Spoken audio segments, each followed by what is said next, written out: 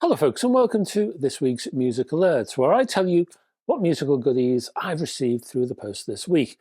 Now, last week we had 0 CDs, so this week I'm going to do a CD special via the UK outfit Jasmine. Now, I've got 9 CDs. Why not a round 10?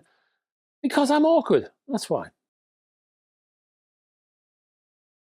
First up is Anita Carter and the 33-track album Blue Doll. And yes, Anita was a member of country music's royalty, the Carter family. She was one of the young'uns. She operated mainly in the 50s and the 60s, and she hit the charts with Hank Snow in 1951 with the single Bluebird Island, which is on this compilation. But she spent most of her singing time with a Carter family spin-off outfit, The Carters. This compilation features work between 1950 and 1962. Next, Yvonne Baker and the Sensations offer Let Me In, again 1955 to 1962. Or if your memory roams further back, you may want to call these people the Cavaliers. Later on, they renamed themselves the Sensations. This is a R&B doo-wop vocal group from Philadelphia, active around 1955 to 58.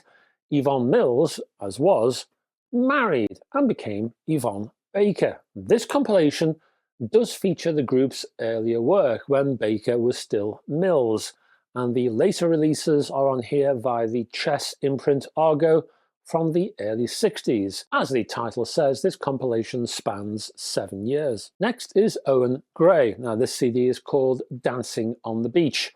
And Gray was a pioneering Jamaican singer who didn't really sing, well, you would have expected calypso around about, well, when Gray was doing his thing, but he didn't sing that. He sang R&B and pop. And he was one of the first people to hit the local charts when they appeared in 1959. This CD collection features the album Owen Gray Sings, first time on CD apparently.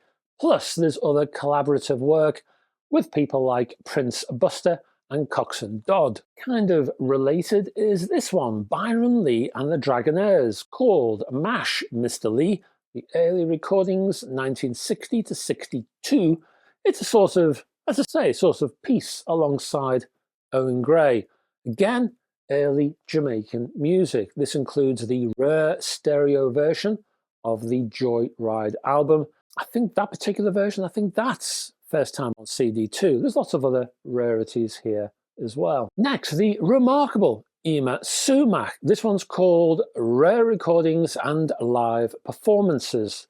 Why is Yma Sumac remarkable? Well, she had a voice that spanned 5 octaves, and her performing style was firmly based in the exotic sector, I would say.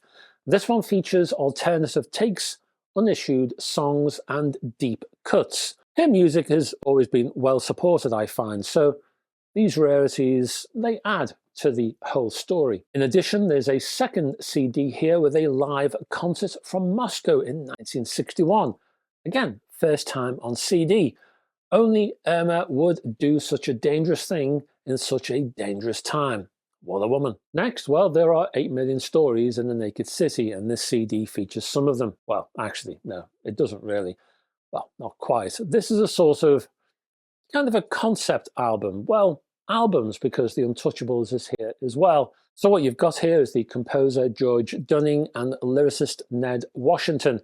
So you get original songs with a kind of a narrative which weaves its way throughout this concept pairing. It's unusual and rather fascinating. Joanne Greer does some of the singing, and the famous broadcaster Walter Winchell does a fair bit of narration alongside John McIntyre. In addition, Walter Winchell also narrates the story of Murder, Inc. Next is Warren Storm, called Prisoner's Song. Now, Warren Storm has been described as Mr. Swamp Pop.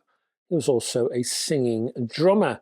Storm actually sang his little heart out until the day he passed at the age of 84.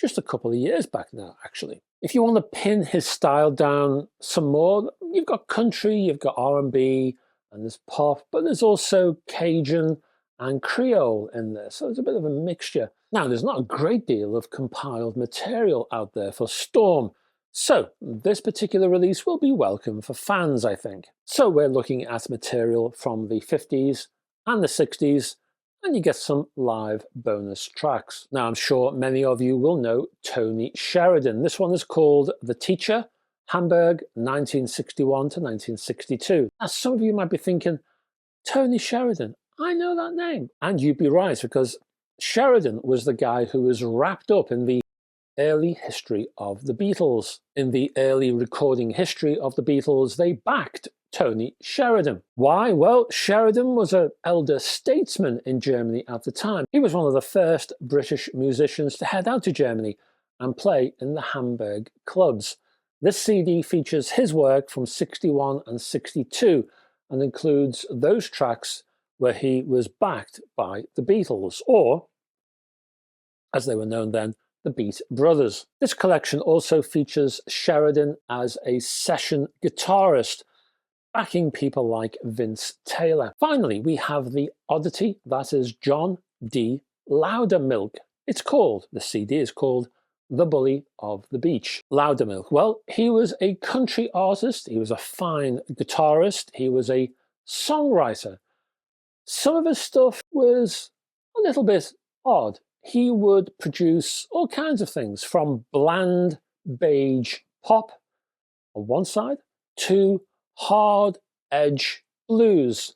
He was the guy who wrote Tobacco Road, for example. He wrote rather safe country songs for people like George Hamilton IV, silly novelty hits, but then he wrote tracks that people like Eddie Cochran covered. He worked for Chet Atkins with that formulaic country, but then he wrote songs that Jefferson Airplane wanted to cover, or Edgar Winter and Lou Rawls.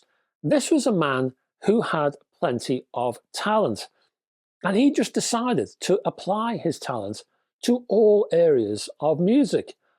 And well, fair enough, I say. This compilation features his own works plus other artists who covered his songs. And that's it, folks. Thank you very much for staying to the end of this particular video. Downstairs, I will include a link to Jasmine if you want to check out or buy the CDs.